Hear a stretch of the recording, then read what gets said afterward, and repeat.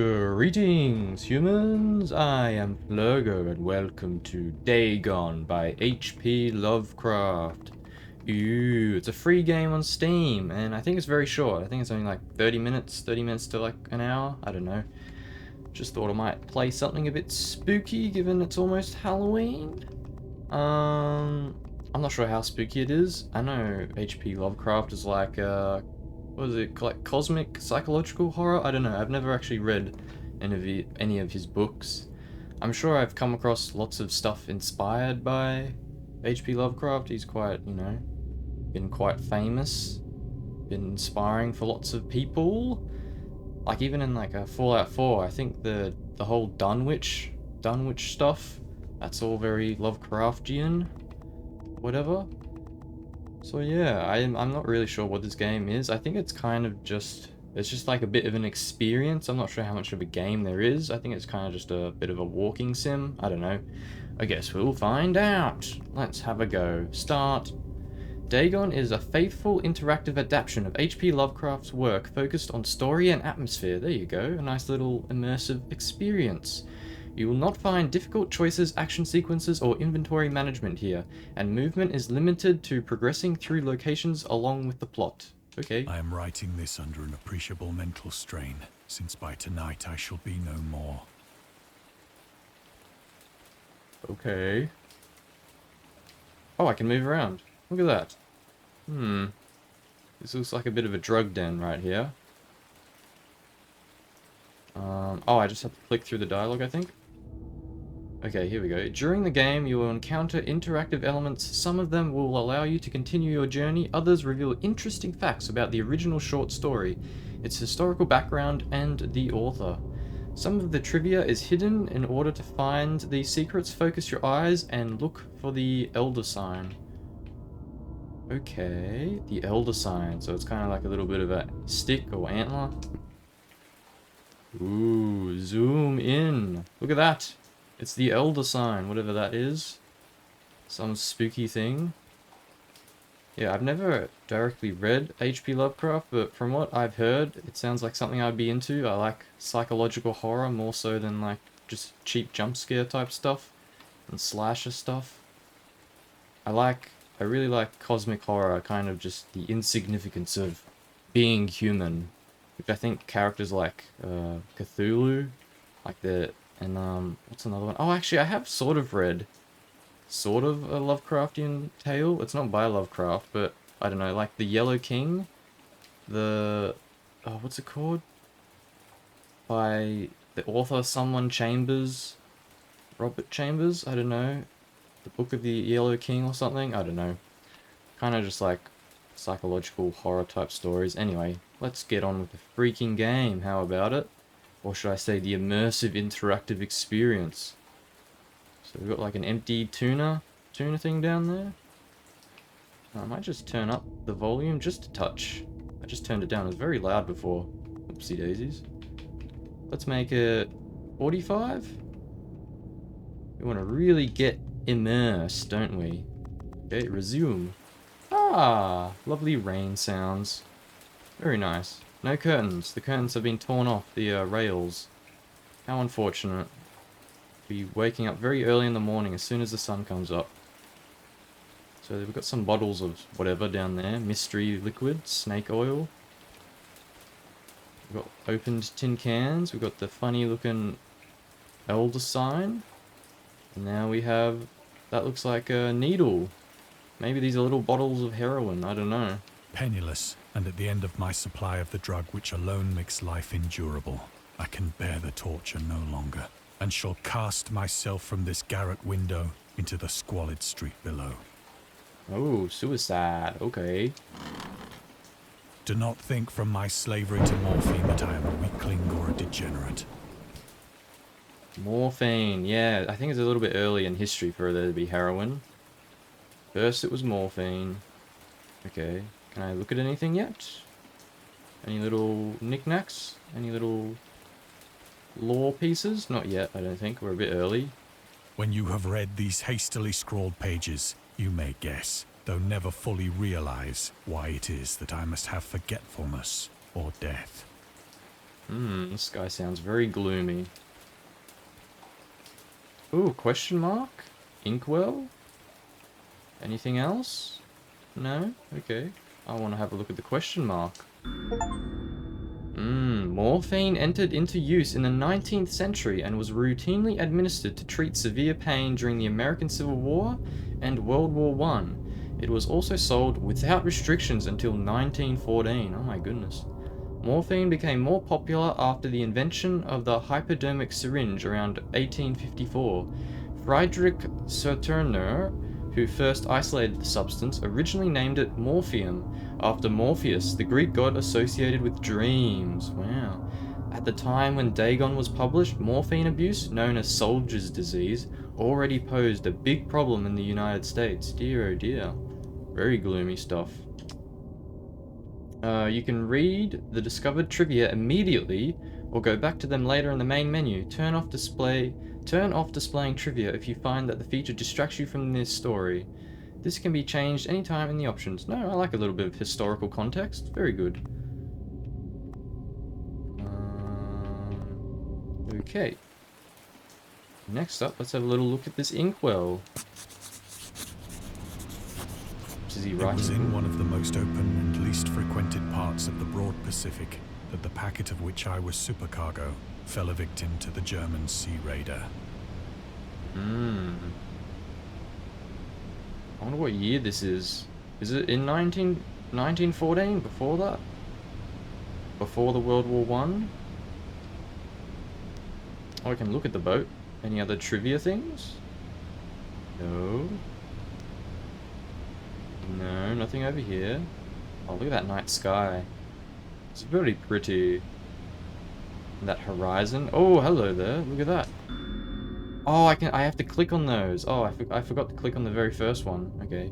Lovecraft and the Great War. Dagon was written around a month after the United States entered World War I. Lovecraft was actively interested in this course. He composed many poems in which he gave encouragement to soldiers and commented on the events unfolding in Europe. He tried to enlist in the army, which he mentions in one of the letters to Reinhard Kleiner. Some time ago, impressed by my entire uselessness in the world, I resolved to attempt enlistment despite my almost invalid condition. I argued that if I chose a regiment soon to depart for France, my sheer nervous force, which is not inconsiderable, might sustain me till a bullet or pierce of shrapnel could more conclusively and effectively dispose of me. Letters to Reinhard Kleiner, H.P. Lovecraft. Wow.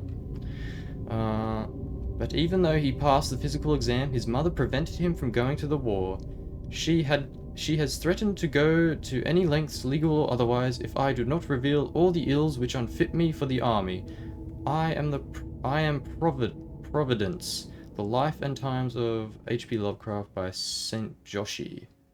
Okay. Cool beans.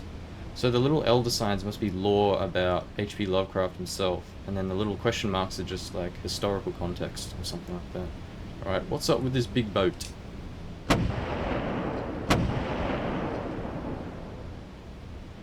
Okay, the Great War was then at its very beginning, and the ocean forces of the Hun had not completely sunk to their later degradation.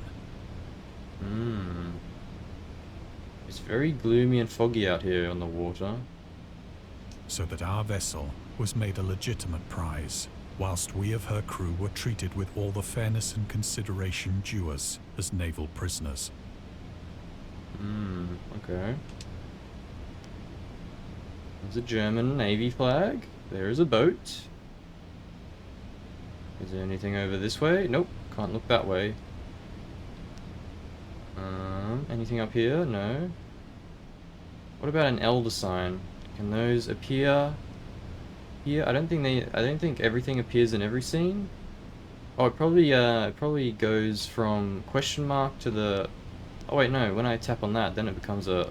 Well, whatever. Whatever. Let's just click on this. The Huns. The Huns were Central Asian nomads who established a dominion in Europe and invaded the Roman Empire in the 5th century AD. Wow, that was a very long time ago now. They were known as brutal, deadly warriors and masters of quick raids who also developed powerful composite bows, lassos, and early siege weapons. During World War One, the British used the word Hun as a synonym for Germans in order to emphasize their brutality. However, the term originated when the German Emperor Wilhelm II gave a speech to his troops on the 27th of July 1900, before they embarked to China. Should I try doing a German accent? Should you encounter the enemy, he will be defeated. No quarter will be given. Prisoners will not be taken. I don't think this does not sound very German. Whoever falls into your hands is forfeited. Just as thousands of years ago, the Huns under their king Attila made a name for themselves. One that even, I feel like I sound more French. One that even today makes them seem mighty in history. And legend, may the name German be... I think I should just read this normally. I've completely lost where I was. Should you encounter the enemy, he will be defeated. No quarter will be given. Prisoners will not be taken. Whoever falls into your hands is forfeited. Just as 1,000 years ago, the Huns under their king Attila made a name for themselves. One that even today makes them seem mighty in history and legend. May the name German be affirmed by you in such a way in China that no Chinese will ever again dare to look cross-eyed at a German. The refusal to take prisoners was a clear breach of the laws and customs of war adopted during the First Hague Convention of 1899. Why can't I do a German accent? I'm trying to think of like, Inglourious Bastards. What do they sound like in that? I'm just going to turn my aircon on. A little bit hot today. Okay, let's not worry about trying to perfect the accent. Let's try and stay immersed in this story. So we've been captured by the Huns. We've been captured by the Germans out at sea. Dear oh dear, which probably means it's around World War I time. Alright, let's board the boat.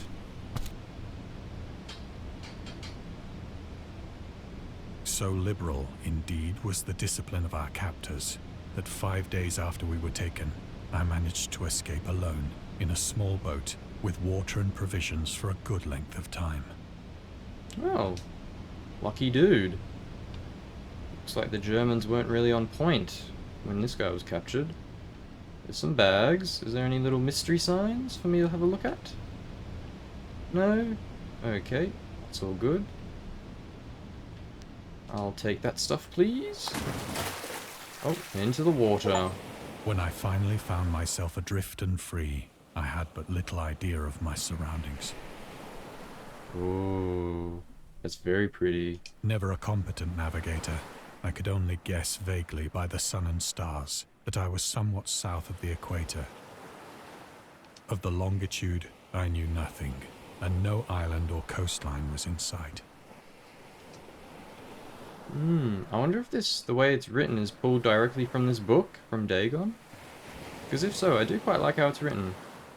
I've read a few sort of classic-y, oldie type books. Like I've read Frankenstein. That was quite alright. I didn't mind it. Yeah. Alright, are there any other little signs to look at? No. No. A lot of those old sort of, a lot of old horror stories are kind of told, like, in letters.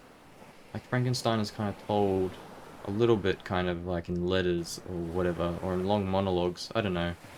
I think the same is with Dracula. I've never read that one, but anyway.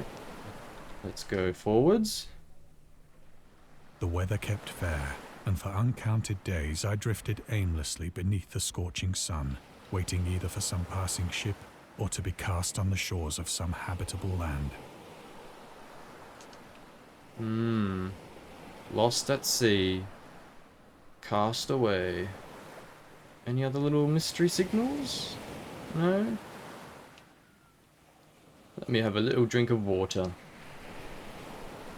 But neither ship nor land appeared, and I began to despair in my solitude upon the heaving vastness of unbroken blue. Heaving vastness of unbroken blue. I like that. The change happened whilst I slept. Oh no, it's getting scary. Its details I shall never know. Oh no, it's incomprehensible. For my slumber though troubled and dream-infested, was continuous. Oh, you never woke up? It's a kraken! Oh my god! Whoa. The seas turn to a very thick brown material, like poo. And then there's these very spooky looking poo squids around. Very spooky. Isn't it? Cthulhu's like all squid-like. I wonder if H.P. Lovecraft likes a bit of squid imagery for whatever reason. He likes tentacles. Alright, hello Mr. Squid, how do you do? When at last I awoke, it was to discover myself half sucked into a slimy expanse of hellish black mire, which extended about me in monotonous undulations as far as I could see, and in which my boat lay grounded some distance away. Though one might well imagine that my first sensation would be of wonder at so prodigious and unexpected a transformation of scenery, I was in reality more horrified than astonished. Yeah, I mean, that's fair. This is a pretty nasty looking sight. For there was in the air, and in the rotting soil, a sinister quality which chilled me to the very core. Yes, there's all these very nasty looking poo squids. Oh, that squid actually has claws on it too, my goodness. Very scary, very scary. The region was putrid with the carcasses of decaying fish, and of other, less describable things which I saw protruding from the nasty mud of the unending plain. The ocean has turned into a big mud pile. Oh look, there's another squiddy. He's upside down, oh no! Perhaps I should not hope to convey in mere words the unutterable hideousness that can dwell in absolute silence and barren immensity. There was nothing within hearing, and nothing in sight, save a vast reach of black slime. Yet the very completeness of the stillness and the homogeneity of the landscape oppressed me with a nauseating fear. Yeah, okay. The sun was blazing down from a sky which seemed to me almost black in its cloudless cruelty, as though reflecting the inky marsh beneath my feet. They have done a very good job at representing this writing. It's so... I don't know, as gloomy as it seems, it's also very beautiful in this strange kind of way. It's very surreal. I like a bit of surrealism. Looks like it could be like a Salvador Dali painting, kind of. I don't know. Oh, now we get to look around a little bit. There's the boat. Can we look at anything mysterious? Any little lore bits hanging around? Very spooky squids. So I think there's a big fish over there, maybe? Anything over this way? Nautilus shell? Oh, it's actually still alive. My goodness. Do those kinds of creatures still exist in the deep, deep ocean? Like the ones in the curvy shells? Got tentacles coming out? I think so. I'm not sure about the squids with claws, though. I don't think those actually exist. Alright, let's continue. Oh. As I crawled into the stranded boat, I realized that only one theory could explain my position. That is a moving piece of goo over there. That's a bit scary. Lots and lots of tentacles. And a sack. Through some unprecedented volcanic upheaval, a portion of the ocean floor must have been thrown to the surface, exposing regions for which innumerable millions of years had lain hidden under unfathomable watery depths.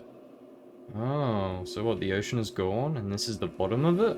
So great was the extent of the new land which had risen beneath me that I could not detect the faintest noise of the surging ocean, straining my ears as I might. Shouldn't this be sand, though? Instead of yucky black mud? Nor were there any seafowl to prey upon the dead things. No birds. Very spooky. There's a fish. Any other little question marks? I haven't found one for quite a while. No. No hidden lore about these funny looking creatures?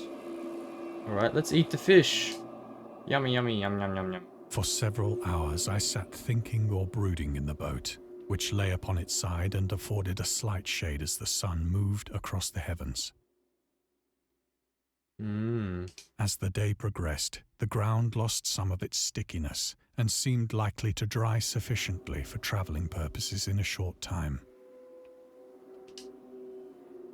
That night I slept but little, and the next day I made for myself a pack containing food and water, preparatory to an overland journey in search of the vanished sea and possible rescue.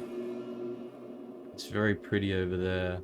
The tentacles, the blue night sky, the moon.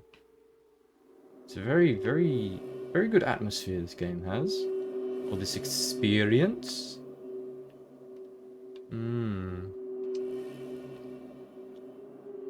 That'd be a good thumbnail if there wasn't a silly little marker in the middle there. Can I actually get rid of that, I wonder? Can I turn off the HUD at all? No. Maybe not. Graphics? Full screen? No, okay. Never mind. It's alright. Could always probably just edit that out in GIMP. I don't use Photoshop. I don't pay for shit. I like to get the free alternative. Yay! Nothing else I can look at? No? Okay. Should advance the story a bit more then. On the third morning, I found the soil dry enough to walk upon with ease. The odor of the fish was maddening, but I was too much concerned with graver things to mind so slight an evil, and set out boldly for an unknown goal. Yeah, I could not stand being around rotten fish. That is like probably one of the worst smells, to be honest. Oh, there's something on the horizon. Any little hidden signs around? Nope. Okay, let's continue. Squelch, squelch, squelch.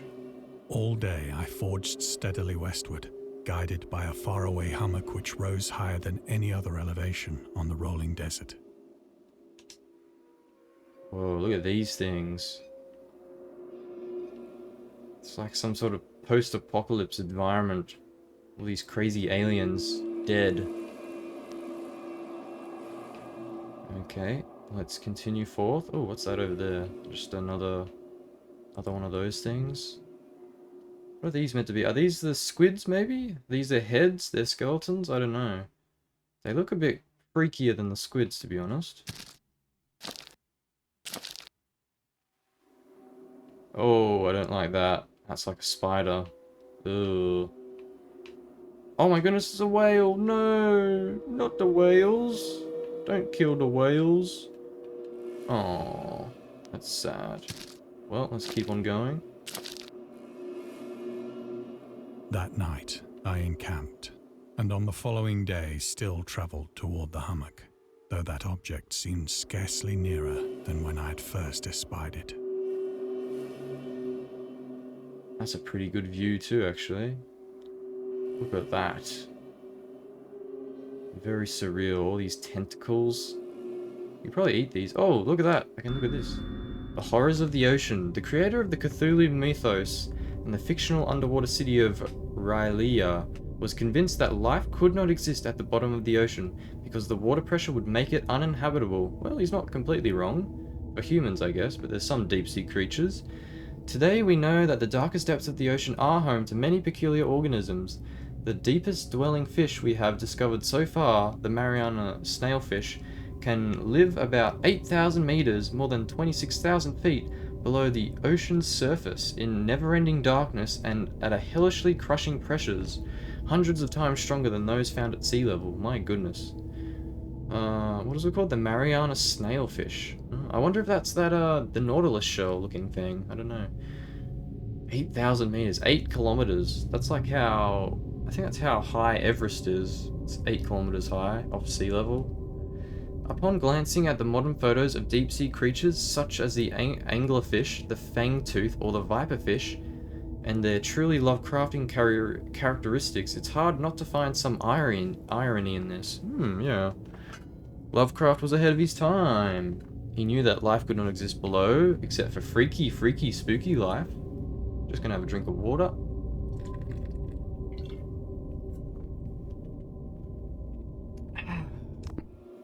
Alright. Let's keep on going. Yippee! I wonder why it's called Dagon. Is that the name of the character, maybe? By the fourth evening, I attained the base of the mound, which turned out to be much higher than it had appeared from a distance.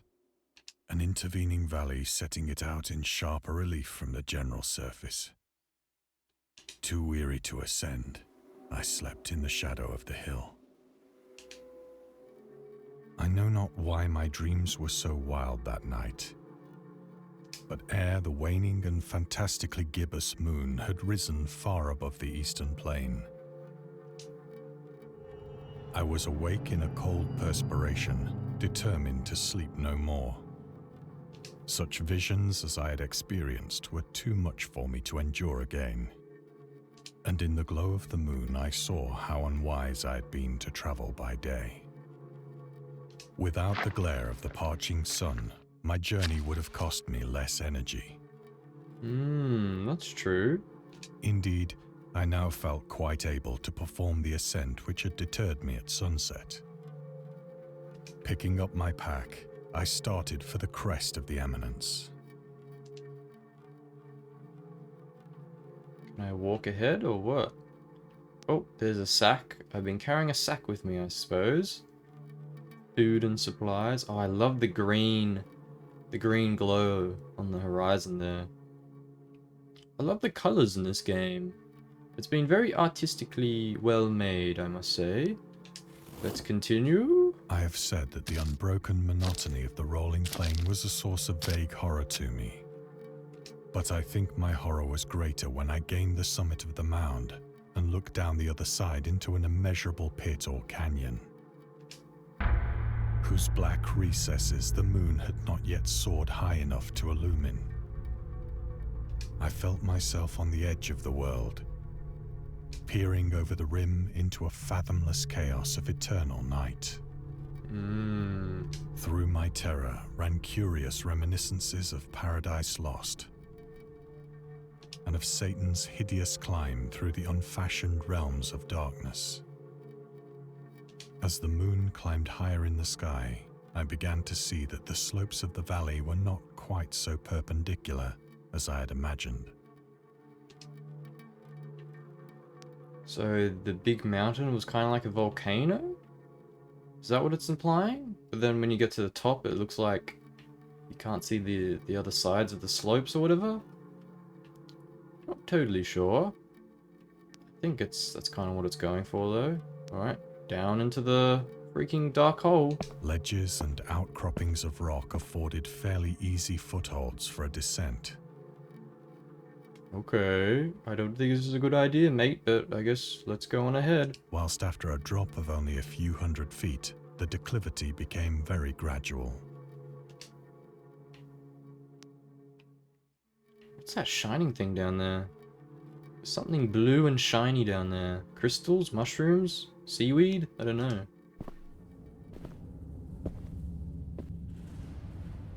Urged on by an impulse which I cannot definitely analyze, I scrambled with difficulty down the rocks and stood on the gentler slope beneath. There is a very big cube-looking thing over there. It's reminding me of 2001: A Space Odyssey. A big, scary black monolith. Gazing into the Stygian deeps, where no light had yet penetrated.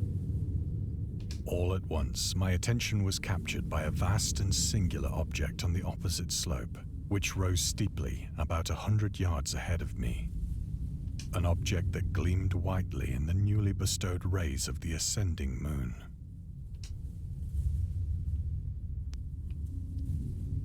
This is getting very, very surreal now. Very spooky. Not spooky, but just very strange. That it was merely a gigantic piece of stone, I soon assured myself. But I was conscious of a distinct impression that its contour and position were not altogether the work of nature. Well, duh, it's a big cube. A closer scrutiny filled me with sensations I cannot express. I should clarify, it's a rectangular prism by the looks of it, not a cube. I just want to make sure people know I'm not an absolute doofus. A closer scrutiny filled me with sensations I cannot express. Oh, I don't want to go near it. I feel like bad things are going to happen to me. It's going to turn me into Minecraft Steve. No. For despite its enormous magnitude and its position in an abyss which had yawned at the bottom of the sea since the world was young, I perceived beyond a doubt that the strange object was a well-shaped monolith. Yeah, monolith. Whose massive bulk had known the workmanship and perhaps the worship of living and thinking creatures. Oh, deep sea creatures creating monolith. What about Atlantis? This could be Atlantean, created by the Atlantis people. Dazed and frightened, yet not without a certain thrill of the scientist's or archaeologist's delight, I examined my surroundings more closely. Yes, the surroundings. Yes, look at these geographical features, geological features. Look at the rocks. Look at the contours, yes. Look at the stars, yes. Can we find the Southern Cross? Is this a real star map, or is it just kind of made up? I honestly could not tell you. I think it's made up, but maybe not. I don't know. I'm not an expert on stars. Alright, we are in a very strange realm right now. We might not even be on an earthly plane. We are somewhere completely different. Anyway, let's march on ahead. Squelch, squelch through the mud. Oh. The moon, now near the zenith, shone weirdly and vividly above the towering steeps that hemmed in the chasm, and revealed the fact that a far-flung body of water flowed at the bottom, winding out of sight in both directions and almost lapping my feet as I stood on the slope. Across the chasm, the wavelets washed the base of the Cyclopean monolith, It's got symbols on it. on whose surface I could now trace both inscriptions and crude sculptures. Very mysterious. I wonder if this story is a part of the Cthulhu mythos. Because, I mean, all these squid creatures and this ocean stuff, it kind of seems like it might be. My very first introduction to Cthulhu, yes. The writing was in a system of hieroglyphics unknown to me and unlike anything I'd ever seen in books, consisting for the most part of conventionalized aquatic symbols such as fishes, eels, octopi, crustaceans, mollusks, whales, and the like. Might just turn the audio sounds down a little bit. Maybe voiceover up and sounds down a little bit. There we go. Several characters obviously represented marine things which are unknown to the modern world. Is that a zebrafish over there? Or a lionfish? Yeah, I guess some of these fish probably hadn't been discovered until then. Although that one in the middle definitely doesn't look like something that's real.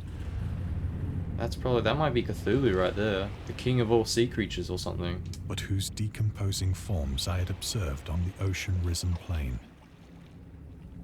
Oh yeah, that one yeah, okay. It was the pictorial carving, however, that did most to hold me spellbound. Yes.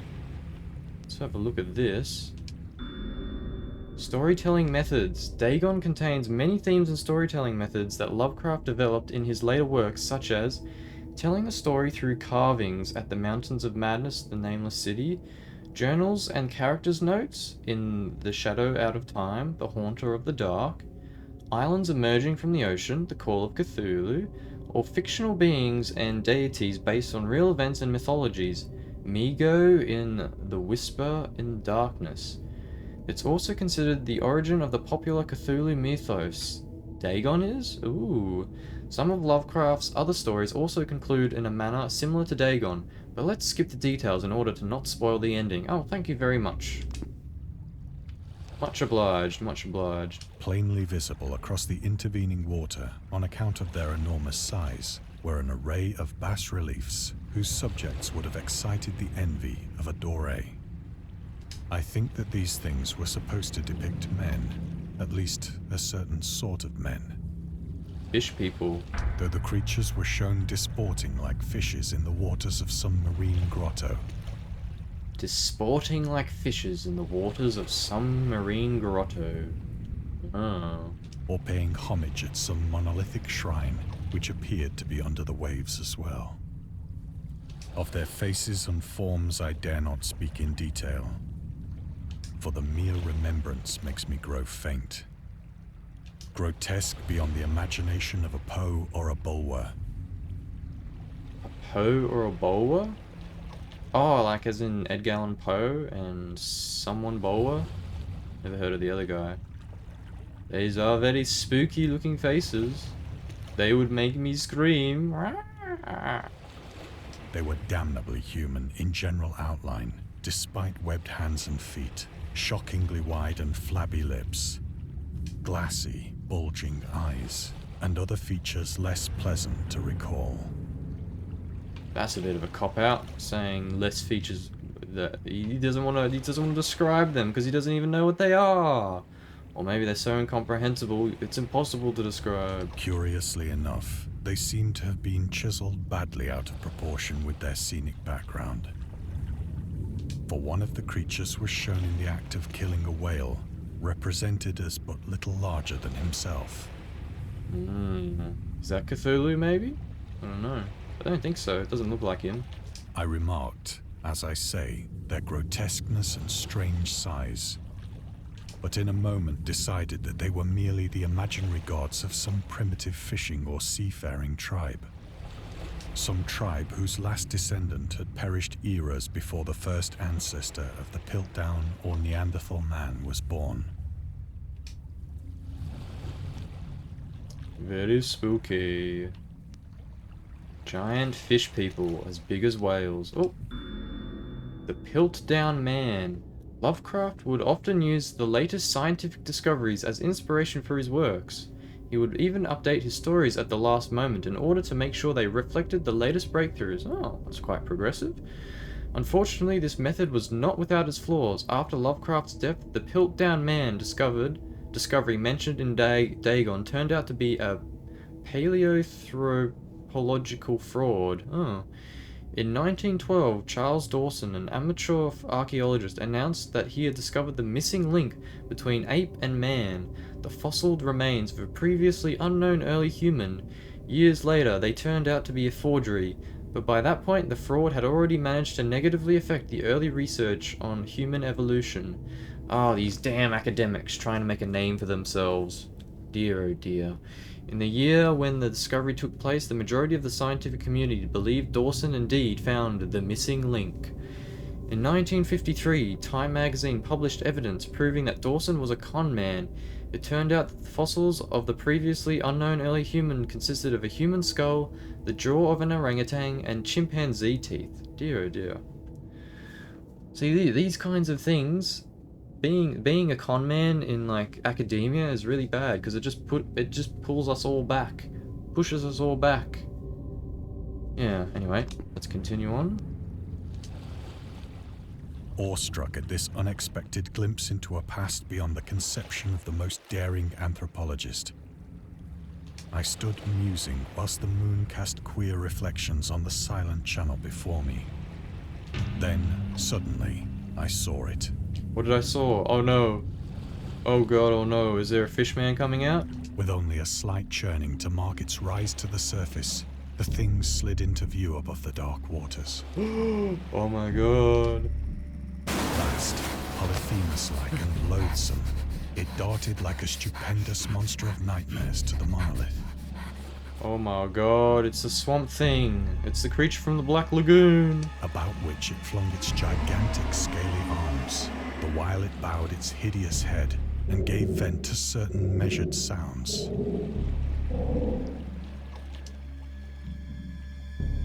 I think I went mad then. Yeah, that's an understatement. I think... Of my frantic ascent of the slope and cliff, and of my delirious journey back to the stranded boat, I remember little. I remember little. I got a little bit scared, just a little bit scared when that big man jumped out of the water. It was a bit scary, yeah. Ooh. The screen's going all funny. He's tripping balls. He's tripping on fear. He's very scared. Very scared. I believe I sang a great deal and laughed oddly when I was unable to sing. Lol. That's a funny thing to do when you're a bit scared. Oh, that's quite a nice picture there. Very spooky looking. Alright, continue.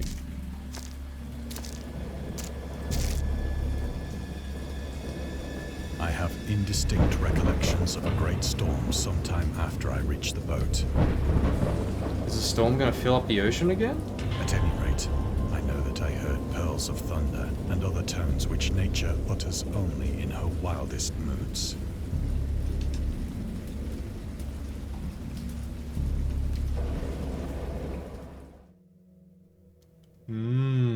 Very scary. When I came out of the shadows, I was in a San Francisco hospital. Oh, yay, San Fran. I've been in San Francisco recently, playing Driver San Francisco. Great game, love it. Brought thither by the captain of the American ship which had picked up my boat in mid-ocean. In my delirium, I had said much, but found that my words had been given scant attention. Of any land upheaval in the Pacific, my rescuers knew nothing. Oh, it was all a dream. Nor did I deem it necessary to insist upon a thing which I knew they could not believe. True. What's with the roof here? It's a bit run down in old San Francisco. Look at that, there's a leak. Muddy floor. Broken ceiling. Even the wall over there. Oh, hello there. In Defense of Dagon. In 1921, Lovecraft released the series of 3 essays, The Defense Reopens, The Defense Remains Open, and Final Words, later published as a collection titled In Defense of Dagon, in which he rebuked a series of criticisms directed at his works. Some notable quotes: "I paint what I dream, and will let the public settle the rest amongst themselves." I like that one, that's a good quote. Mr. Monday asks the raison d'etre of Dagon. I will give it, purely and simply to reproduce a mood. Its object is the simplest in all art, portrayal. The physical horrors of war, no matter how extreme and unprecedented, hardly have a bearing on the entirely different realm of supernatural terror. Ghosts are still ghosts. The mind can get more thrills from unrealities than from realities. Okay. In the essays, Lovecraft touches upon the topics of atheism, materialism, the quest for truth, and the love of science. What about the love of craft? Lovecraft, haha. The journalist. Lovecraft was a prominent figure in the world of amateur journalism in 1915. He started publishing his own journal called The Conservative, which included political and social commentary, poetry, short stories, and literary criticism written by him and other authors. Howard was a skilled woodsmith, but he also took criticism to the heart. Was his name Howard? Howard P. Lovecraft. He took criticisms to the heart, which resulted in his decision to step away from writing poetry and concentrate on weird fiction again, for the first time since his teenage years. Dagon, published in 1919, is one of the short stories written during that period. In this example excerpt from The Conservative, the master of horror fiction explains his attitude towards warfare and the idea of world peace. Why any sane human being can believe in the possibility of universal peace is more than the conservative can fathom. Should the entire civilized world agree simultaneously to disarm, one or more nations would undoubtedly retain secret armaments and at the proper time take advantage of their more altruistic and less astute contemporaries in a wild career of conquest against unarmed victims. No country is or ever can be above warfare until the basic impulses of the human animal shall have miraculously changed. Yep, I wholeheartedly agree with that. People in big groups, big organizations, they just... Yeah, I think it's like a thing George Carlin said. I like people individually. People are great. But as soon as there's two of them or they are in a group, I have no interest. Kind of thing. Because people just lose themselves when they're a part of a group or a part of a country. I don't know.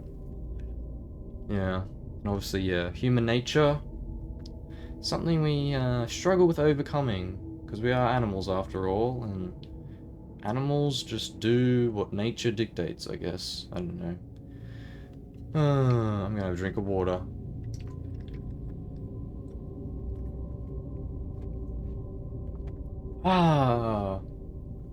Saying let's stop all war is like saying, hey, everybody, just be nice to each other. Just be good. Why can't everyone just be good and nice? Wouldn't that be good and nice? Yes, I think it would. Alright. Let's get out of the hospital. Let's go home and shoot up some morphine again. Big monster comes through the door. Once Hello. I sought out a celebrated ethnologist and amused him with peculiar questions regarding the ancient Philistine legend of Dagon, the fish god. Oh, Dagon the fish god, huh? Okay. Oh, this is quite a nice little room in here. Wooden walls and all that. Oh, I like that box. I have a box kind of like that, actually. A little bit like that. A little bit smaller. Less wood. I don't think there's any wood on it, no. Anyway. Some little statues. Little things about. That clock is not moving. We are literally stuck in time right now. My goodness. Alright. That's a nice painting over there. I'd like to have a closer look at it. There's a bookcase over there. Fish god. Dagon or Dagon. Is it like Dagon or Dagon or Dagan? Dagon. Alright. Daman. Huh. Dagon. Daman. Yeah. Dagon was the main deity of the Philistines, worshipped throughout the Middle East of the ancient god of fertility and crops. In Hebrew, the word Dagon was a common noun for grain. The rulers of Akkad, Mesopotamia, chose him as the patron saint of their war conquests. He also appeared as the judge of the dead in an Assyrian poem and an underworld prison warder in one of the Babylonian texts. He is often mistakenly taken for a fish god due to the wrong interpretation of his name, as in Hebrew the word dag means fish. In H.P. Lovecraft's work, Dagon is an underwater deity ruling over the Deep Ones, a humanoid race with fish traits that resides in the oceans. He is worshipped by a secret cult called the Esoteric Order of Dagon. Wow. If only gods in like modern day religions could be so freaky and spooky. I guess like in India they kind of have cool gods, like I think they've got like an elephant god, and like there's like people with lots of arms and other sorts of cool creatures. And I guess like all the sort of more ancient religions kind of have some cool lore and stuff. Whereas, you know, I guess in Christianity there's like a few mentions of monsters and leviathans, I think. There's the big fish that eats Jonah, or Job. No, Jonah? Jonah and the fish. Jonah gets eaten by a big fish. It was probably just a whale, to be honest, or something like that. I mean, it's probably just a made-up story. I mean, yeah, anyway. Can't take everything literally. It's like literally impossible for the world to have been made in 7 days. It's probably just 7 metaphorical days. Maybe it was made in 7,000 days. No, not even that isn't long enough to create a proper environment. Anyway, let's continue on. Let's not be a religious skeptic right now. But soon perceiving that he was hopelessly conventional, I did not press my inquiries. Oh, what is this? The Necronomicon? I've heard of that. That's like meant to be a spooky book or something. And what is this? The Marketer. Lovecraft's attempts to find a job in 1925 were influenced by advice he received from friends. Among others, he started freelancing for a marketing magazine, where he would write announcements and commercials. Feel free to judge his copywriting skills for yourself. From an ad for Curtis Woodwork, Curtis woodwork embraces both the usual structural units and the cleverest contrivances of built-in or permanent furniture, such as bookcases, dressers, buffets, and buffets, and cupboards. Every model is conceived and created with the purest art, ripest scholarship, and mellowest craftsmanship which energetic enterprise can command, and made to conform rigidly to the architecture of each particular type of home. The cost, considering the quality, is amazingly low, and a trademark on the individual pieces prevents any substitution by careless contractors. Source: Lovecraft Studies, Volume 7, Number 1, H.P. Lovecraft, St. Joshi. I don't know if that's the author or if that's where it was published. Or S.T. Joshi. Not St. Joshi, S.T. Joshi. Joshi! That's a funny name. Joshi! That was quite a nicely, eloquently written ad. Would definitely not pass marketing courses in our current day era. People don't like reading lots of words, particularly big words. People like short, little dumb words. Oh, because humanity is collectively incredibly stupid, aren't we? Alrighty, now let's go to the Necronomicon. August Derleth and the Cthulhu Mythos. August Derleth was an American writer and anthologist. He also befriended Lovecraft and published many of his works through his company Arkham House. Arkham Asylum? Oh my god, Batman reference. Although he greatly contributed to the popularization of the author's works after his death, he is surrounded by numerous controversies. Oh, really? One of his most questionable decisions involved introducing the good versus evil doctrine. Derleth was a devout Catholic to the Cthulhu mythos, which contrasted with Lovecraft's view of the world and his approach to cosmic horror. As a result, the author's works are often misunderstood and misinterpreted in today's culture. It is also worth noting that Lovecraft was never really interested in creating a mythology, and the term Cthulhu mythos was coined by Derleth after the author left the mortal plane. Oh, really? There you go. Alright, and now where do we go to continue? Oh, we can turn around. We can go over there. Any other cool stuff? Any little lore bits? I like the little bits of music here and there. No, I don't think there's anything else. Alright. Let's go over to this bookcase now. Oh, that clock, rather. It is not moving. What time is it? Oh, look at that. The scientist. These days, the word scientist is a widely accepted term, but at the time Dagon was published, it was subject to a wide debate. After the author used it in the story, the critics pointed out that man of science was a more appropriate term to employ. Yeah, but it's kind of a bit more clunky. He admitted in defense of Dagon that if Dagon were to be reprinted, he would indeed use the phrase they suggested. Scientist was coined as an analogue to artist, to be used when referring to those studying different branches of science. Yet, in the 19th and early 20th century, scientific researchers in Great Britain and the United States were of the opinion that the man of science resembling the term man of letters was the only proper choice. Among other things, it was gender-specific, indicating that science was an endeavor to be pursued by only one sex. Ah, sexist. Yes, we can't be called man of science. What about people of science? That's better. The term scientist became more accepted only after World War II, and man of science started fading into obscurity as an old-fashioned synonym. There you go. I like this bit of history. Like, you know, I really do quite like a bit of history. It's just when it's taught at school, it's just, I mean, anything taught at school is just like the worst. But when you're like going after it yourself, watching your own documentaries in your own time, it is quite nice. Getting into history, I kind of been getting swept up in a bit of medieval stuff recently.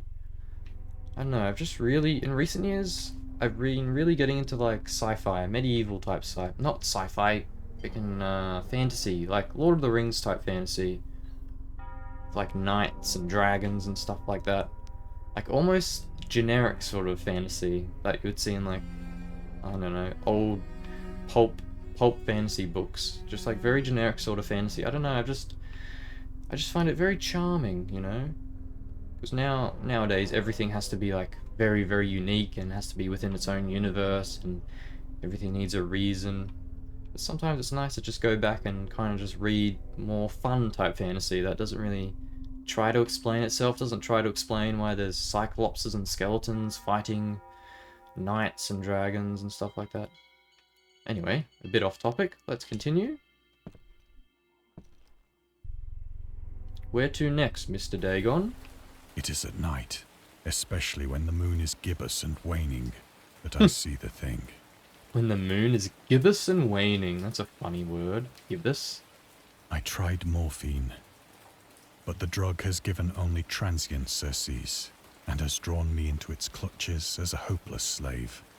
Oh man. Saw a being beyond comprehension and became a drug addict. Seems about right. So now, I am to end it all, having written a full account for the information or the contemptuous amusement of my fellow men. Wouldn't it be funny if, like, Tony Stark in the Avengers movie, after seeing that crazy, spooky stuff, like, I think, it's been ages since I saw the movie, but I think in an Avengers, Tony Stark sees, like, Thanos for the first time or something, in, like, a vision. Wouldn't it be funny if after that he just, like, became, like, a heroin addict and then just freaking died? Oh, that's a funny idea. Should make an animation of that or something. Anyway, let's have a little look at this morphine. Yummy, yummy morphine. What else is around? Not too much. Very nasty walls. What is this wallpaper? It's like chili peppers or something. Interesting. Alright, what's in the bottle? Lovecraft on tobacco and alcohol. Lovecraft hated tobacco, even though he used to smoke when he was 12, in order to look and feel like an adult. In his correspondence with friend Reinhard Kleiner, he claims that he quit as soon as he started wearing long pants. That's funny. He also had a very strong opinion about alcohol, as evidenced by his letter to Zelia Brown, dated 13th February 1928. As for the matter of drinking, I have never tasted intoxicating liquor and never intend to, having strong aesthetic disgust at anything which blunts or coarsens the delicate natural equipoise of the evolved human intelligence and imagination. Drinking excited my personal repugnance, hence I don't drink. Let the herd do what they will. I am rather in favor of prohibition, the prohibition of any one antisocial force as well as, fucking hell. I am rather in favor of prohibition, the prohibition of any one antisocial force as well as of any other. Source: The Spirit of Revision, Lovecraft's Letters to Zelia Brown. Reed Bishop, H.P. Lovecraft, Sean Brannery, and Andrew Leman, S.T. Joshi. I also don't drink alcohol or take any drugs for whatever reason. I just kind of, well, with alcohol, I just, you know, just don't like the taste. I like Coke. I like, as in Coca-Cola. Caffeine, I guess, is a drug. Not fucking cocaine. Yeah, I just don't like the taste of alcohol. Unless it's like, I guess, a vodka cruiser or freaking hard solo, but at that point, why not just drink a normal soft drink? I'm also like Lovecraft. I don't like how does he describe it? He doesn't like to, he has a strong aesthetic disgust at anything which blunts or coarsens the delicate natural equipoise of the evolved human intellect and imagination. Yes, I don't like losing any sort of control over my mind to other substances. So yeah, I don't want anything to do with any sort of drugs and stuff. I also have this paranoia that I'm the kind of person that will get addicted and just die. I'll like have one little doobskin, one little blunt of fucking weed or something, and then just die for whatever reason. Same with any other drug. So yeah, that's why I don't take drugs, because I don't like the idea of them. I don't like what it might do to my brain, and I also feel like it would just kill me instantly. So yeah, there we go. Me and Lovecraft, a little bit similar in that regard, I guess. Often, I ask myself if it could not all have been a pure phantasm. A mere freak of fever, as I lay sun-stricken and raving in the open boat after my escape from the German man of war. This I ask myself, but ever does there come before me a hideously vivid vision in reply. I cannot think of the deep sea without shuddering at the nameless things that may at this very moment be crawling and floundering on its slimy bed, worshipping their ancient stone idols and carving their own detestable likenesses on submarine obelisks of water-soaked granite. I dream of a day when they may rise above the billows to drag down into their reeking talons the remnants of puny, war-exhausted mankind. Of a day when the land shall sink and the dark ocean shall ascend amidst universal pandemonium. Oh no, America, watch out, you're being attacked. Wait, are those boats or are those the fish? I think those are fish, right? Those are evil fish, yeah. Goodbye, America. The skyline does not look very right. I think the skyline's a bit tall. Oh, probably at this point in time it was probably shorter. Oh, I don't know. Like New York always had tall buildings. Pretty sure like the Chrysler building or whatever has been around for a long time. Maybe not since 1928 or whatever. Anyway. It looks like our story is coming to a close. Let's go up to the Statue of Liberty. Liberty? A gift from the French? The end is near. Uh-oh. I hear a noise at the door, as of some immense slippery body lumbering against it. Oh no, the fish people have come for me. No, no. Oh god, how do I get out of here? Oh no. That's a nice picture on the wall. Oh my god, no. I gotta jump out the window. Oh, is that why the guy was gonna jump out the window before? Because he's scared? He'd rather die by suicide than be killed by a fish man? It shall not find me. Oh yep, I think I've guessed the ending. Oh my god, no. Fishy hand? God, that hand! Oh, that's kind of goofy. It's like a dinosaur hand. The window! Oh my god. No, I wanna get eaten by the fish. What is this? Why is there like this weird tendril coming through the door? What is that? Is that a glitch? I don't know. Can it just eat me? I wanna be eaten. I wanna go towards it. I wanna see the fish man up close. Shape of water. I wanna get in a relationship with him. I want to kiss him. I want to kiss the fish man. Okay, I guess we won't be kissing the fish man. The music is swelling. I'm kind of ruining this tense moment. Sorry, H.P. Lovecraft. Alright, through the window, I guess.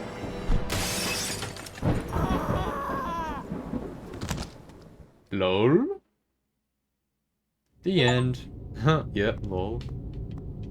Oh, question marks? Cthulhu's bedtime stories? We hope you enjoyed immersing yourself in our little pool of cosmic horror.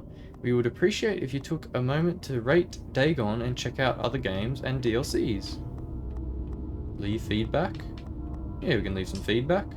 Oh, let's just bring up Steam. Okay, never mind. Let's probably bring up a link or something. Oh, it just wants me to make a review. No, it won't matter about that. Let's just get rid of the Steam tab thing. Okay. Exit. I think it was just that one mark at the very beginning we missed. Maybe? I don't know. I don't know how many markings there were. Oh my And goodness. scary stories have been accompanying men for centuries. They have many faces and forms. But what is their purpose? Why do we enjoy being afraid so much?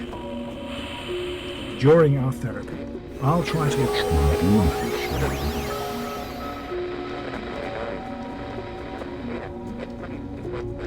Dr. Emerson's Nocturnes. We will guide you through the colors of dread. Hungry for more? Yeah, I might check it out. I might have a look at the Steam page, maybe wishlist it. I don't know. Oh, I missed quite a few actually. Dang. Once I finish up the recording, I might actually... Wait, what's unlock? Unlock? Wait, what's this unlock thing? You can unlock all trivia in this category, but you won't get associated achievements. You will still have to find them during the game. Do you want to... never mind. We could... I think I probably have to... Do I have to replay the whole game? I might have to replay the whole game. Huh. I mean, it's a pretty quick game. I could probably just storm through it. You can unlock all trivia in this category, but you won't get associated achievements. You will still have to find them during the game. Do you want to continue? Which ones haven't we read? First one. That one. Wow, we did miss quite a few.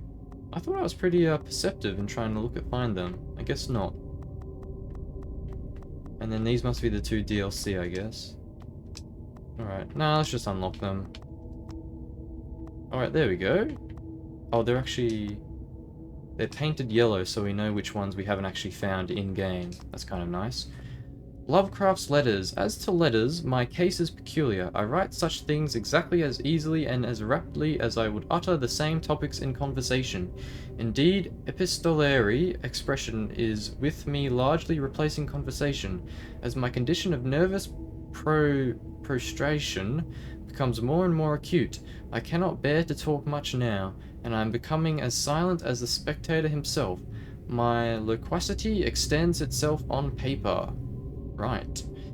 Throughout his life, Lovecraft penned about 100,000 letters. Oh my goodness.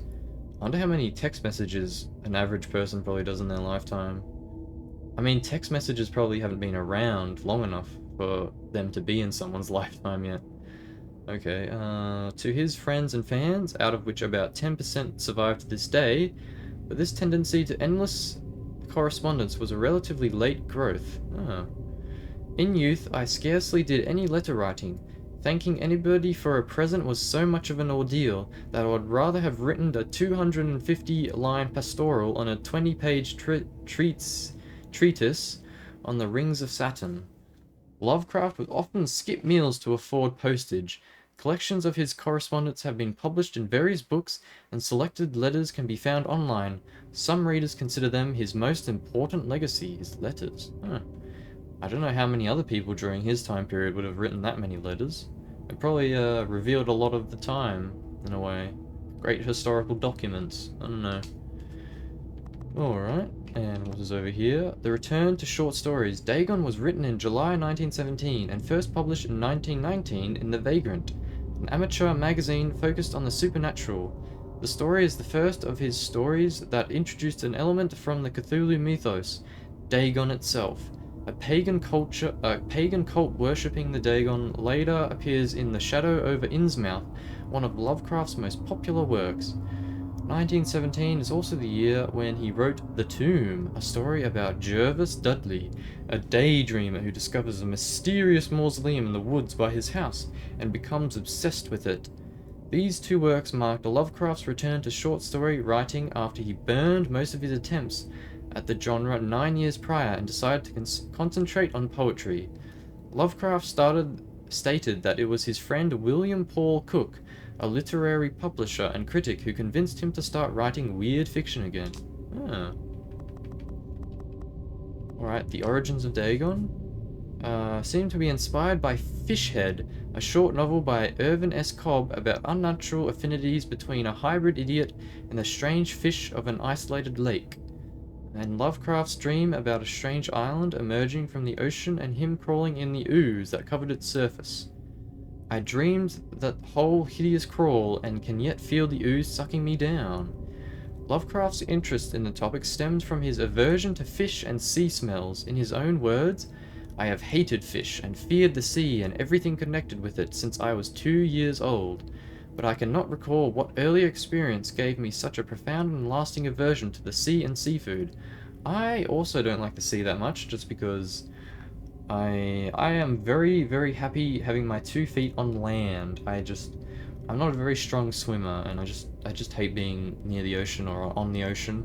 Seafood though, I love seafood. I really do like seafood. Alright, what's next? Let me get a drink of water. Nice little drink of water.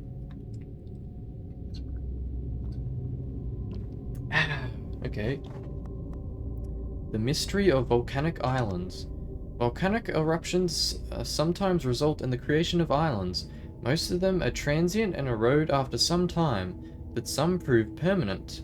The floating pumice, porous rock created when superheated pressurized rock is ejected from a volcano, can move across long distances and transport barnacles and macroalgae that can cling to it. In 2001, rafts of pumice created during the eruption of a volcano near Tonga, Polynesia, eventually reached Australia. Hey! What, we got volcanic barnacles here in Australia now? What the heck? Okay. The Loner. Contrary to popular opinion, Lovecraft was not an ever-frowning, eccentric, grumpy loner. He considered himself to be a person who appreciated humor. Moreover, he would often meet with friends in his apartment or at various cafes in Brooklyn and Manhattan. At times, his social life was so intensive, his work would suffer for months. I didn't realize he lived in New York. I had a feeling he lived in some weird, creepy town. There was a point when he finally decided he needed to put an end to daily meetings and loitering in New York cafeterias and resorted to hiding at home and reading with the main room light turned off, pretending he wasn't there whenever a friend knocked on his door. He also had another method of deterring his guests, which involved greeting them in a bathrobe, with an unmade bed visible in the background and piles of papers scattered across the floor. Man, he seems like kind of a funny fellow, a bit of a funny eccentric fellow. The Atheist. Lovecraft considered himself an atheist and absolute materialist, which he attributed partly to his early childhood interest in astronomy and science in general. In his own words, I am indeed an absolute materialist so far as actual belief goes, with not a shred of credence in any form of supernaturalism, religion, spiritualism, transcendentalism, metapsychosis, or immortality. All I say is that I think it is damned unlikely that anything like a central cosmic will, a spirit world, or an eternal survival of personality exist. They are the most preposterous and unjustified of all the guesses which can be made about the universe, and I am not enough of a hair-splitter to pretend that I don't regard them as errant and negligible moonshine. In theory, I am an agnostic, but pending the appearance of radical evidence, I must be classed practically and provisionally as an atheist. Huh. There you go. I also consider myself to not really believe in any spirituality type things. I think I have a pretty gloomy outlook. I think nothing really exists. It's all just like a dream within a dream. I'm not really real, no one else is real. Bit of solipsism, bit of nihilism. Yeah. So I try to just distract myself with video games instead. And fun things. I like to create things, animations and drawings, and play video games. Because they're fun. And if life is completely meaningless, then why not fill it with fun things? Okay, Elder Sign. At another house where people were stripping, he asked questions about the gods and whether they danced often upon Lyrion. But the farmer and his wife would only make the elder sign and tell him the way to Ner and Ulthar. Ulthar. It sounds like you're trying to say ulcer, but you got a lisp. Ulthar. I have an ulcer on my lip. Elder sign is a protective symbol that can be found in various works of pop culture, usually represented by a 5-pointed star with an eye flame symbol in its center. For example, in games inspired by H.P. Lovecraft's writing, it is supposed to ward away all kinds of cosmic horrors. However, this is a later version of the sign, created by the author's friend, writer August Derleth. In our game, we have used the original symbol, as designed by Lovecraft, in the form of a 6-pointed branch which he sometimes included in letters to his friends. Huh. Interesting. The Elder Sign. It's a stick. Interesting. Alright, well, that was Dagon by H.P. Lovecraft in game format. Very nice little thing.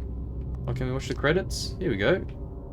Here's some credits. Are they going to scroll down? How do I scroll down? think I have to use my mouse. Yeah, there we go. Created by Hubert Mroz. Marketing, writing, additional design, Maciej Gorny. All stories were written by Howard Phillips Lovecraft. Oh, Howard Phillips Lovecraft. Okay, he had a pretty average first and middle name, but Lovecraft, that's a very strange one. Voiceover, Dagon, Martin Owen, Warm Voice. The Little Glass Bottle, Paxton. Oh, these are the other two expansions, okay. Translations, all of these things, logo artworks, fonts, audio, special thanks. Where was this game made? Hubert Mroz, Maciej Gorny? Sounds like, I don't know, Polish or Eastern European names? I don't know. Bit Golem. Logo artworks. Petro Kovalev. Kuba Sokolowski. Dark Fantasy Studio, Evil Mind. Yeah. Dagon uses both commercial and free assets purchased and found online. Okay, cool.